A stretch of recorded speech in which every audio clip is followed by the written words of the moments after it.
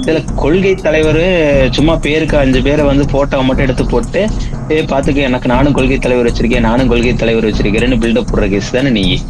ஓ நீதாயா தடை போட்டுட்டு இருக்க 20 அடி கேட்டு வச்சுக்கிட்டு யாரையும் உள்ள விட மாட்டேன்னு. இதுல நடுவில் நந்தி மாதிரி குஷியானந்த வேற நிப்பாட்டி வச்சுக்கிட்டு அந்த ஆள் ஒருத்தரையும் சந்திக்கிற கூட மாட்டேங்கிறாரு.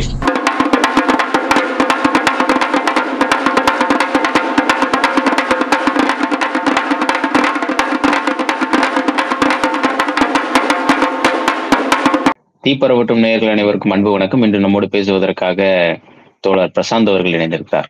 வணக்கம் ஐயா. வணக்கம் ஐயா. 2026 டிவிகே வெர்சஸ் டிஎம்கே தான் அப்படின்னு நம்ம பனையூர் பண்ணையார் சும்மா அப்படியே உறக்க முழக்கம் இருக்கிறாரு. எப்படி பயங்கரமா இருந்துச்சா? பாத்தீங்களா? பொதுக்குழு பொதுக்குழு பொதுக்குழு பொதுக்குழு முதல் பொதுக்குழு. முதல் பொதுக்குழுல கட்சியோட செயல்பாடுகள் தான் பேசணும். கட்சியோட செயல்பாடுகள் எதுவுமே பேசல. சும்மா தீர்மானத்தை மட்டும் ஏதோ ஒண்ணு அவரு இருக்கிற தீர்மானத்தை மட்டும் ஏற்றிட்டு போயிட்டாரு. என்ன காரணம்? எழுதி கொடுத்ததை மட்டும் தானே பேச தெரியும். உண்மையில வந்து இதுக்கு முன்னாடி ஏதாவது பார்த்திருந்தா ஒர்க் பண்ணியிருந்தா ஏதாவது தெரியும். அப்புறம் அங்க இருக்கிற ஆளுகள் எல்லாமே புதுசுக்குதான், எதுவும் ஒண்ணும் தெரியாது. அதனால ஏதாவது எழுதி கொடுத்தாங்கன்னா அதை மட்டும் அப்படியே அழகா வந்து பேசிட்டு அப்படியே போயிட வேண்டியது. வேற என்ன? அது பொதுக்குழுவா இருந்தா, செயற்குழுவா இருந்தா, மாநாடா இருந்தா, தெருமுனை பிரச்சாரமா இருந்தா, இல்ல எழுதி கொடுத்தேன் தப்பா எழுதி கொடுத்துட்டான் போல. ஆதவர்ஜனாக்கும் தப்பா எழுதி கொடுத்துட்டான் போல. 2016 அதிமுக தனித்து போட்டியிட்டதுன்னு சொல்லிட்டாப்ல. அது போக அண்ணா அறிவாலயத்துல பெரியாரோட படமே இல்லைன்னு சொல்லிட்டாப்ல. அப்புறம் தோழர் திருமாவை பத்தி ஏதோ ஒரு ஆதவர்ஜனா பேசினதையெல்லாம் கேட்டீங்கன்னா நீங்க சிரிச்சிருவீங்க தெரியும்ல. ஏன்னா அந்த அளவுக்கு வந்து பயங்கர காமெடியா, அதாவது கட்சி உட்கட்டமைப்பு அப்படிங்கறத கூட வாயில உருப்படியா சொல்றதுக்கு வரல. எனக்கு தெரிஞ்சு நானே கவனிச்சேன், கிட்டத்தட்ட 10 தடவைக்கு மேல உட்கட்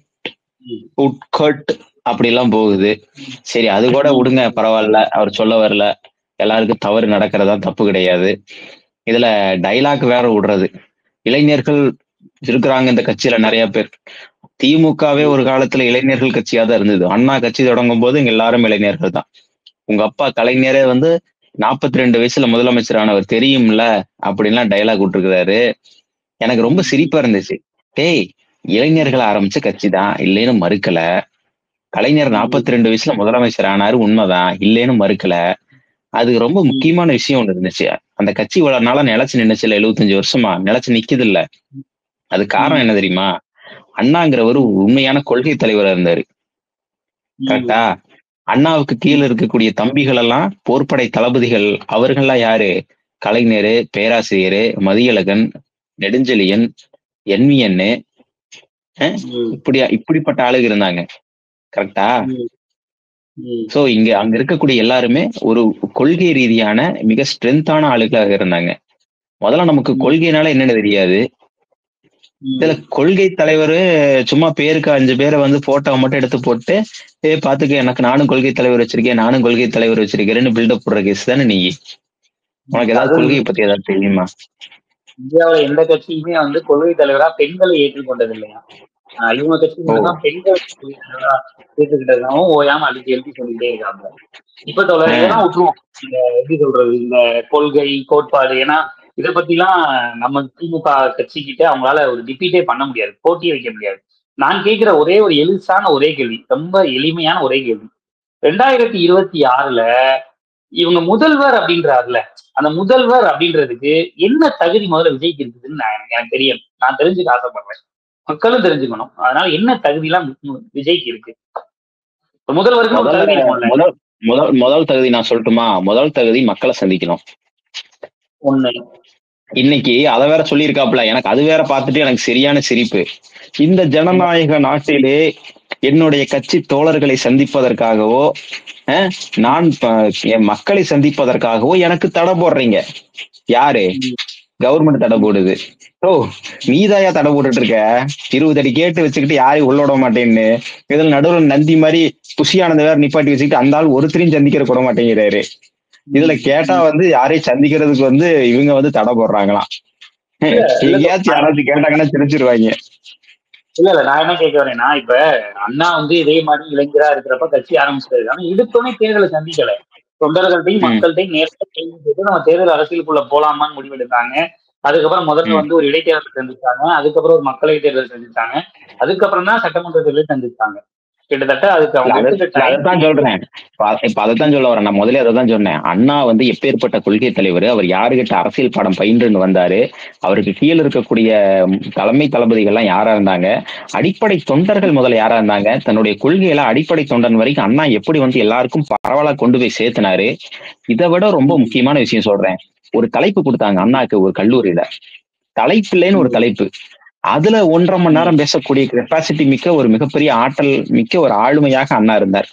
நீங்க எதை பத்தி பேசினாலும் அண்ணா பேசுவாரு. ஆங்கிலம் தமிழ்னு இருமொழியிலையும் பேசுவாரு. அண்ணாக்கு கீழே இருந்த தளபதிகள் கிட்டையும் அதே மாதிரிதான். நீங்க ஒரு டாபிக்கை கொடுத்து இந்த டாபிக்ல பேசுங்கன்னு சொன்னா அவங்க அதை 1 மணி நேரம் பேசுவாங்க, 2 மணி நேரம் பேசுவாங்க. எல்லாருமே ஆகச்சிறந்த எழுத்தாளர்களா இருந்தாங்க, பேச்சாளர்களா இருந்தாங்க, கொள்கைவாதிகளாக இருந்தார்கள்.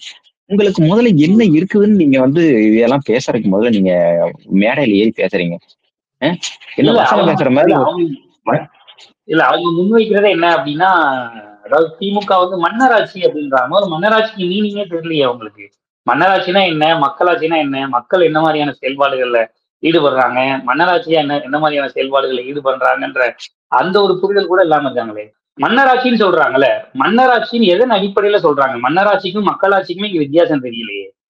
அந்த காலத்துல அவரே வந்து சொல்லிட்டாப்ல, யார் ஆதவர்ஜனாவே சொல்லிட்டாப்ல, இங்க ஒரு நரேட்டிவ் செட் பண்ணிருக்காங்க, அது பிரகாரம் தான் எல்லாரும் பேசிட்டு இருக்காங்க. அதே மாதிரிதான் நான் திரும்ப திரும்ப சொல்லிட்டு இருக்கேன். இந்த மன்னராட்சின்னு பேசுறதெல்லாம் வந்து வெறும் நரேட்டிவ் தான்.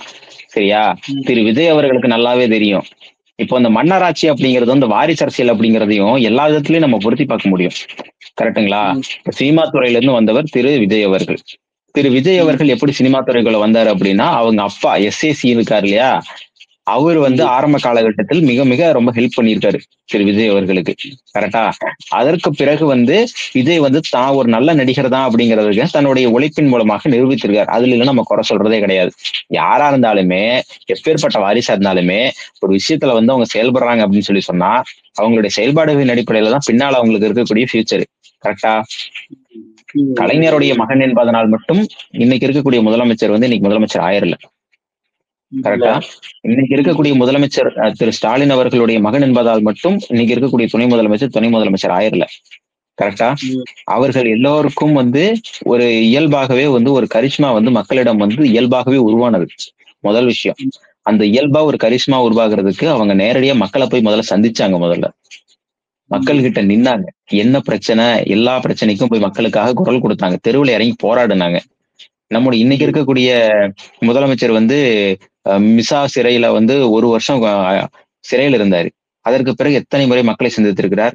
அவர் சுத்தாத ஊர் கிடையாது, போகாத வராத இடம் கிடையாது. இன்னைக்கு இருக்கக்கூடிய துணை முதலமைச்சர் அதே மாதிரிதான்.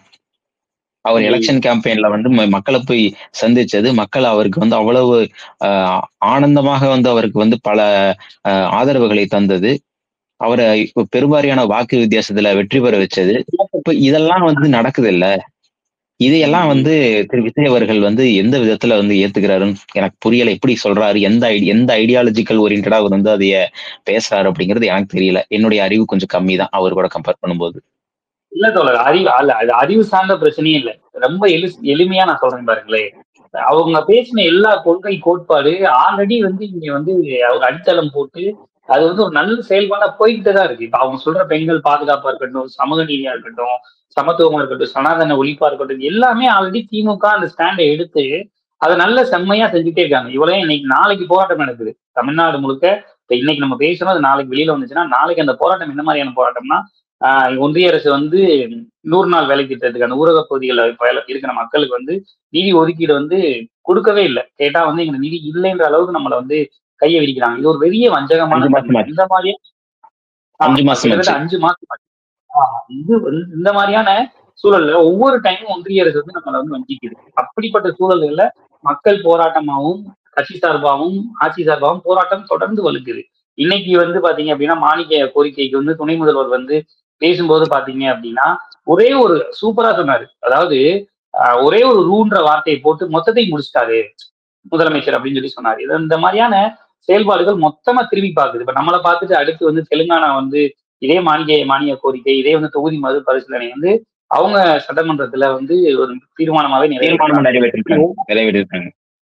இப்படி ஒவ்வொரு மாநிலமும் அண்டை மாநிலமா இருந்த மாநிலமா இருக்கட்டும், எல்லாமே தமிழ்நாடு வந்து ஒரு பேஸாவே இருக்கு.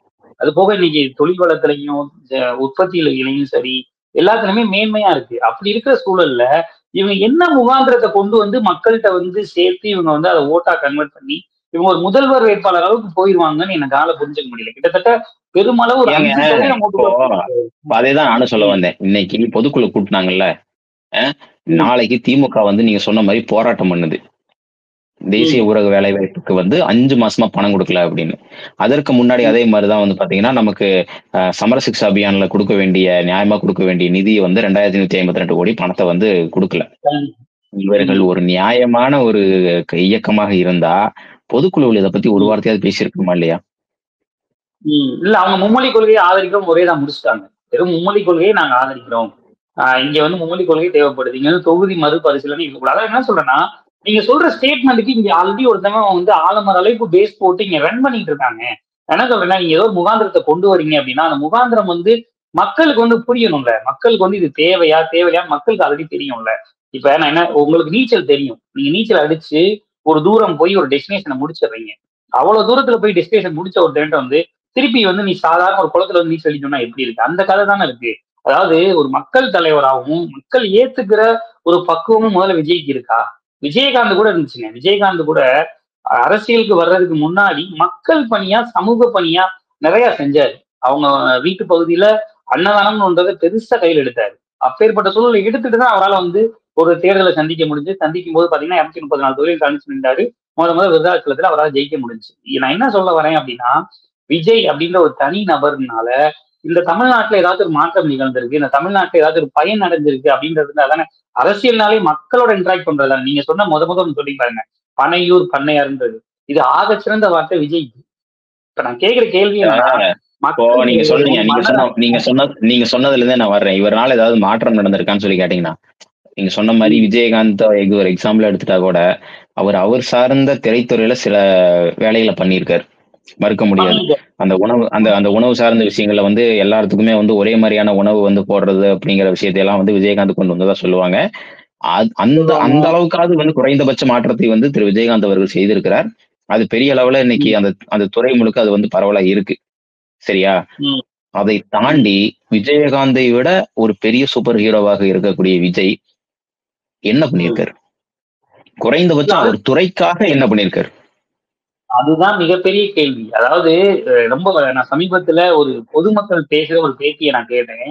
அதுல சொன்னாங்க, அதாவது ஒரே ஒரு நாள் ஓப்பனிங் ஷோ படத்துக்கு, விஜயோட படத்துக்கு கிட்டத்தட்ட டிக்கெட்டே 400 ரூபாயில இருந்து 500 ரூபாய் வரைக்கும் விற்கிது. இன்னைக்கு ஆன்லைன்லேயே 250 ரூபாய் விற்கிது. ஒரு சாமானியன் அந்த 250 ரூபாய் படத்தை வச்சு டிக்கெட் வச்சு போய் பார்க்க முடியல. கிட்டத்தட்ட கோடி ரூபாய் வரைக்கும் பணம் வாங்குறீங்க. எத்தனையோ கோடி, 100 கோடி ரூபாய் மேல பணம் வாங்குறீங்க. ஒரு 250 ரூபாய் 300 ரூபாய் விற்கிற டிக்கெட் விலையை கூட என் படத்துக்கு இவ்வளவுதான் குறைக்க முடியும்னு உங்களால சொல்ல முடியல.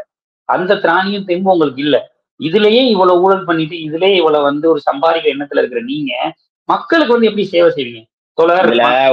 இதுல ஒரு மேட்டர் தெரியும்ல, இன்னைக்கு ஆதவர்ஜுன ஓப்பனா மேடையில பொழந்துட்டு ஓப்பனா சொல்லிட்டு போயிட்டாப்ல, நான் இவ்வளவு நாள ஒரு படத்துக்கு 200 கோடி ரூபாய் சம்பளம் வாங்கிட்டு இருந்தாருன்னு நம்ம நினைச்சிட்டு இருந்தோம். ஒரு வருஷத்துக்கு இன்னும் 1 படமோ 2 படமோ நடிச்சிட்டு நினைச்சிட்டு இருந்தோம். இன்னைக்கு ஆதவர்ஜுன ஓப்பனா மேடையில என்ன சொல்லிட்டாப்லன்னா, விஜய் வந்து ஒரு வருஷத்துக்கு 1000 கோடி ரூபாய் சம்பாதிக்கிறாப்ல, அதை விட்டு போட்டு வந்து இன்னைக்கு அரசியலுக்குள்ள வராரு அப்படின்னு சொல்றாப்ல. அப்ப உண்மையாலுமே இந்த 1000 கோடி ரூபாய் சம்பாதிக்கக்கூடிய அளவுக்கு ஒரு இடத்துல இருந்துட்டு அதை விட்டுட்டு வேணான்னு சொல்லிட்டு ஒருத்தன் எவனாவது வருவானா? முதல்ல அப்படி வர்றான்னா அவனுடைய உள்நோக்கம் வேற என்னவா இருக்க முடியும்? அதே முதல்ல நம்ம சிந்திக்கணும்ல. இல்ல, ஏதோ ஒரு வகையில ஒரு சம்பாதிக்கிற மோட்டிவ்ல தான் வந்துட்டு கூட போறாரு. நான் என்ன கேள்வி கேட்கிறேன்னா, திருப்பி எனக்கு ஒரு குழப்பமாவே இருக்கு.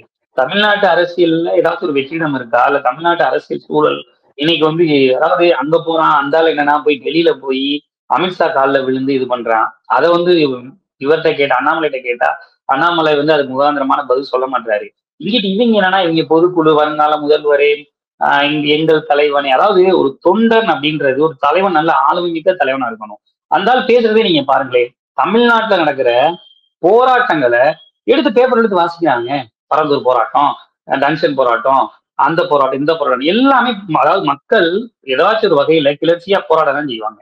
ஏதாவது 234 தொகுதியிலையுமே தொகுதிக்குன்னு எல்லா அமைப்பு ரீதியான ஆளுங்க இருக்கிறாங்க. கலெக்டர் இருக்கிறாங்க, தாசில்தார் இருக்காங்க, விஓ இருக்காங்க. இது மக்கள்ன்றது ஒரு பெரிய கூட்டமைப்புங்க. அதை சட்டன்லாம் வந்து நம்ம எலிசபெத் வந்து மாற்றி அமைக்க முடியாது. இந்த புரிதல் கூட அடிப்படையில் இருக்காதா? இன்னொன்னு எல்லாரும் சொல்றாங்க சட்ட ஒழுங்கு சீர்கேடு இருக்கு அப்படின்னு சொல்லி. 2021களுக்கு அப்புறம் நிறைய குற்ற வழக்குகள் குறைஞ்சிருக்கு. நிறைய வந்து தீமையான பழக்க வழக்கங்கள் நிறைய குறைஞ்சிருக்கு. அது சர்வேல இருக்கு. இவங்க என்ன பண்றாங்கன்னா ஒரு சாதாரண விஷயத்த ஊதி ஊதி பெருசாக்குறது. அதை வந்து திமுக மேல ஒரு பழிய இதுதான் நெரேட்டிவ். பொதுவாவே ஒரு விஷயம் என்னன்னா, திமுக ஆட்சிக்கு வர்றதுக்கு முன்னாடி இந்த 10 ஆண்டு காலம் வந்து அதிமுக ஆட்சி பண்ணிருச்சு. அப்போ 2021 எலெக்ஷன் வரும்போது எலெக்ஷன் கேம்பெயின் பார்த்திருந்தீங்கனால நல்லா தெரிஞ்சிருக்கும். நிறைய பேர் என்ன பேசுனாங்கன்னா, அதிமுகவை சேர்ந்தவங்க, திமுக மறுபடியும் ஆட்சிக்கு வந்துச்சு அப்படின்னா கரண்ட் இருக்காது தமிழ்நாட்டுல. பழைய மாதிரி மின்வெட்டுகள் வரும் அப்படின்னாங்க. அப்புறம் வந்து அராஜகம் வரும் அப்படின்லாம் பேசினாங்க. அதுக்கப்புறம் என்ன பண்ணுனா, மழை கூட நல்லா வராதுங்க. பாருங்க சித்தப்பா எடப்பாடி ஆட்சியில வந்து மும்மாரி பெய்யுதுங்க அப்படின்லாம் பேசினாங்க. டேய், ஆனாலும் உங்களோட அளந்துடுறதுக்கு ஒரு அளவு இல்லையாங்கிற மாதிரி எல்லாம் பேசினாங்க. சோ இப்ப எதுவுமே வந்து பாத்தீங்கன்னா இப்ப உண்மை இல்லைன்னு ஆயிப்போச்சு. முதல்ல அவங்க பேசினது என்னன்னா, ஸ்டாலின் அவர்களுக்கு கட்டம் சரியில்லைன்னு பேசினாங்க.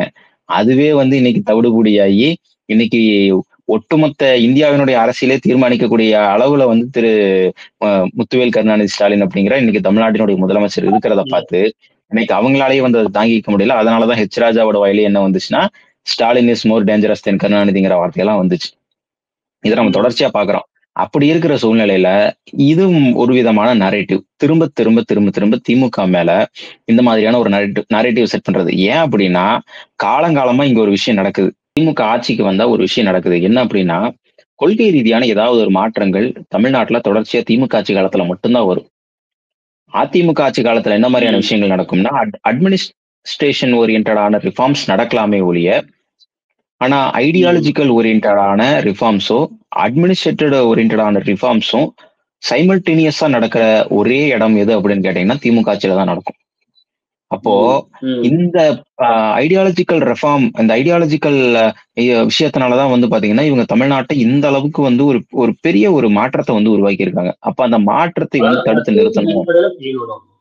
ஆமா, தத்துவத்தின் அடிப்படையில் வந்து வேலை செய்யக்கூடிய ஒரு இயக்கம் தான் திமுக. அதை தடுத்து நிறுத்தணும் அப்படின்னா இதுல இந்த மாதிரி ஏதாவது ஒரு குறுக்குசால் ஓட்டினா தான் முடியும். மக்கள் மனசை வந்து ஒரு மாதிரியான பதட்டமான சூழ்நிலையிலேயே வச்சிருக்கிறது. அதைய வந்து எல்லா எதிர்க்கட்சிகளும் இதற்கு முன்னாடி வந்து அந்த அம்மையார் இருந்தப்பவும் சரி, இப்ப இருக்கக்கூடிய எதிர்க்கட்சிகளும் சரி அந்த வேலையை தான் செய்வாங்க. திமுகக்கு எதிரான ஒரு நரேட்டிவை, ஒரு அஜெண்டாவை செட் பண்ணிட்டே தான் இருப்பாங்க. ஆனா அது வந்து மக்கள் மத்தியில வந்து உண்மையா இருக்குதா இல்லையாங்கிறத வந்து தேர்தல் தான் எப்பவுமே தீர்மானிச்சிருக்கு. கரெக்டுங்களா? இப்போ வரப்போற தேர்தல் வந்தா தெரிஞ்சிட போகுது. ஏன்னா இதுவரைக்கும் நடந்து முடிந்த எல்லா தேர்தல்களிலும் திமுக கூட்டணி வந்து வெற்றி வாகை சூடி இருக்கிறது. 2026 தேர்தலையும் வந்து திமுக கூட்டணி தான் வெற்றி வாய்ப்பு சூட போகுது. அதுல எந்த மாற்று கருத்தும் கிடையாது. ஏன்னா இன்னைக்கு அந்த அளவுக்கு மக்கள் மத்தியில் ஒரு பெரும் வரவேற்பை பெற்று இருக்கிறது. அதான் சொல்ல வரேன். இப்ப இந்த மாதிரியான நரேட்டிவை தொடர்ச்சியா செட் பண்றதன் மூலமா தமிழ்நாட்டுல திமுக உண்டான செல்வாக்கு வந்து மக்கள் மத்தியில குறைக்கிறதுக்கு உண்டான வேலையை தான் அவங்க தொடர்ச்சியா பண்ணிட்டு இருக்காங்க. ஆனா அது வந்து உண்மையான ஒரு களத்துல வந்து அது தோத்து போயிருது. அந்த தோல்வி இவர்களால் வந்து தொடர்ச்சியா வந்து தாங்கவே முடியல. அதனாலதான் வந்து பாத்தீங்கன்னா முந்தா நேத்து எடப்பாடியை வந்து அமித்ஷா கூப்பிட்டு பேசுறதா இருக்கட்டும், அதற்கு பிறகு வந்து ஒவ்வொரு அரசியல் சூழலும் ஒவ்வொரு மாதிரி மாறுவதாக இருக்கட்டும், இதெல்லாம் எதுக்காகன்னு கேட்டீங்கன்னா திமுகவை இன்றைக்கு அவர்களால் எதிர்கொள்ள முடியவில்லை. அந்த பயம் அவங்களுக்கு கூடிட்டே இருக்கு. அந்த பயத்துக்கான ஒரு வெளிப்பாடாகத்தான் நான் இன்னைக்கு விஜய் பேசினது, இல்ல அமித்ஷா பேசினது, அண்ணாமலை பேசுறது, சீமான் பேசுறது, இது எல்லாத்தையுமே நான் அப்படிதான் பாக்குறேன். இல்ல தோழர், என்னோட கேள்வி என்னன்னா, நீங்க சொன்ன 2026 தேர்தல்ல முதல்ல 234 தொகுதியிலையும் அவங்க போடுற வேட்பாளர்னு ஒண்ணு இருக்குல்ல, அந்த வேட்பாளர் வந்து அந்த பகுதியை சேர்ந்தவங்களா இருக்கணும், அந்த பகுதியில மக்களுக்கு அவங்க பரிச்சயமான முகமா இருக்கணும். இதெல்லாம் வந்து தமிழ்நாடு வெற்றி கழகமோ இல்ல விஜயோ அதை எப்படி நரேட் பண்ணி எப்படி கொண்டு வருவாருன்ற ஏதாச்சும் ஒரு இருக்கட்டும். இங்க பாருங்க, அது வந்து இப்போ யார வேணா வேட்பாளரா போடட்டும், அந்த தொகுதி சார்ந்தவங்களா இருக்கட்டும், அந்த தொகுதி சாராதவங்களா இருக்கட்டும், சரிங்களா? எப்படி வேணா இருந்துட்டு போட்டோம். நம்ம வந்து வேட்பாளரை போறதுல எல்லாம் எந்த ஒரு இதுவும் கருத்துக்கள் வந்து நம்ம சொல்ல போறதே கிடையாது. அவங்க யார வேணா போடட்டும். ஆனா நீ வந்து வந்தா என்ன செய்வ? முதல்ல அதுக்கு ஒரு ப்ராப்பரான ஒரு ரூட் மேப் இருக்கணும். இதெல்லாம் நான் செய்வேன்ப்பா அப்படின்னு சொல்லிட்டு நீ சொல்லணும். முதல்ல உன் கட்சியோட கொள்கை என்ன, அத முதல்ல நீ சொல்லணும். இதையெல்லாம் நீ சொன்னேன்னா அதற்கு பிறகு இல்ல தோழர், அவர் சொன்ன கொள்கை எல்லாமே திராவிட முன்னேற்ற கழகத்துல ஆல்ரெடி கொள்கையா அவங்க முடிச்சுட்டாங்கன்றாங்க. பாதி வேலைகளை பண்ணி முடிச்சுட்டாங்க. இன்னும் 1000 பேர் வந்தாலும் அதை தாங்க எடுத்துட்டு பேசுவான். ஏன்னா யாருக்குமே வந்து அந்த அளவுக்கு வந்து சுயமா சிந்திக்கக்கூடிய அளவுக்கு அறிவெல்லாம் அந்த கட்சியில எல்லாம் யாருக்கும் கிடையாது. சரிங்களா? யாராவது வந்து நான் 2 ஸ்ட்ராட்டஜிஸ்ட் வேலைக்கு வச்சிருக்காங்க. அவங்க எழுதி குடுக்கறத வச்சு தான் இப்பவும் பொழப்போடிக்கிட்டு இருக்கு. சுயமா பேசுற அளவுக்கெல்லாம் இவங்களுக்கு கொள்கைன்னா என்னன்னு தெரியாது. முதல்ல கொள்கையே கிடையாது. அப்புறம் இருந்தா தானே பேசுறதுக்கு. சரிங்களா? முதல்ல விஜய் அவர்கள முதல்ல அதை வந்து என்னன்னு எழுத சொல்லுங்க. எழுதி அதை வந்து மக்கள் மத்தியில அ வந்து பேச சொல்லுங்க முதல்ல. முதல்ல மக்கள சந்திக்க சொல்லுங்க. 20 அடிக்கு கேட்ட வச்சுட்டா மட்டும் போதாது. கேட்டுக்கு இந்த பக்கம் இருக்கிற மக்கள வந்து சந்திக்கிறதுக்கு உண்டான வேலைய பார்க்கணும். முதல்ல கட்சி தோழர்கள முதல்ல போய் சந்திங்க முதல்ல. அதுக்கப்புறம் நீங்க ஆட்சிக்கு வர்றது, முதல்ல அதுக்கப்புறம் நீங்க ஆட்சிக்கு வர்றதெல்லாம் அப்புறம் பார்த்துக்கலாம். நடுவுல குறுக்க நந்தி மாரி புஷி ஆனந்த் வச்சுக்கிட்டு நீ யாரையும் சந்திக்க விட மாட்டேன்னு சொல்லிட்டு நீ வந்து அடமன்ட்டா நீ வந்து வேலை பார்த்துட்டு இருந்தீன்னாலாம் வந்து கட்சி வந்து இருக்கவே இருக்காது. காணாம போயிரும். இது வந்து திரு இல்ல விஜய் உங்களுக்கு அவர்களுக்கு நம்ம தான் பர்சனலா கொடுக்குறேன். பெரிய வாழ்த்து சொல்லணும். இல்ல உங்க ஊருக்கு தான் பெரிய வாழ்த்து சொல்லணும். திருப்பூர், கோயம்புத்தூர்ல அவர் கிட்டத்தட்ட 66 பேர் இருந்து நீ செல்ஃபி எடுத்தாங்களாம். எடுத்துட்டு ஆ. அண்ணே எதுக்கு செல்ஃபி எடுக்கிறீங்கன்னு கேட்டாங்க. நான் என்ன பெரிய ஸ்டாரா? எதுக்கு என்ன செல்ஃபி எடுக்கிறீங்க கேட்டீங்கன்னா, நீங்க வந்து தலைவருக்கு பக்கத்துல இருக்கீங்க. நாங்க எடுத்தா நீங்க போய் தலைவர்கிட்ட போய் சொல்லுவீங்க. அது போக ஒரு கம்பெனில வேலை பார்க்கிறவரோட ஓனரோ, அந்த கம்பெனி வேலை பார்க்கற எம்ப்ளாயி யாரோ ஒருத்தர் எடுத்தாங்க. ஆனா எங்க கம்பெனில 350 பேர் வேலை பார்க்கறான். 350 பேர் இந்த ஸ்டேட்டஸ பாப்போமா? அப்ப 350 பேர் இந்த ஸ்டேட்டஸ பார்த்தா ஆகா தலைவர் கூட இருக்கிறவர் நான் எடுத்துட்டேன். அப்ப ஆட்டோமேட்டிக்கா ஓட்டு விழுந்துரும்னு சொன்னதா பகிரங்கமா சொல்றாங்க அந்த ஆளு. அதாவது ஒரு ஸ்டேட்டஸ திருப்பூருக்குள்ள பார்த்துட்டு ஓட்டு விழுந்து திருப்பூருக்குள்ள 350 பேர் ஒரு கம்பெனில வேலை செய்யறான்னு வச்சுக்கோங்க. அதுல 3/4 பேர் வடக்கனா தான் இருப்பான். சரியா? வடக்கம் ஓட்டாலாம் தம்பி உனக்கு ஒழுகாத ராஜா. இருக்கிறது எனக்கு தெரிஞ்ச ஸ்டாஃப் ஒரு 10 பேரோ 20 பேரா தான் இருப்பாங்க இந்த கம்பெனில. இன்னைக்கு நிலைமை அப்படிதான் இருக்கு திருப்பூருக்குள்ள. சரிங்களா? அப்போ வடக்குல இருக்க வந்து உனக்கு ஓட்டெல்லாம் போட மாட்டேன். இவ்வளவு நேரம் எங்களோட கலந்து கொண்டு பல கருத்துக்களை எங்களோட பகிர்ந்து கொண்டமைக்காக மிக்க நன்றி. மிக்க நன்றி.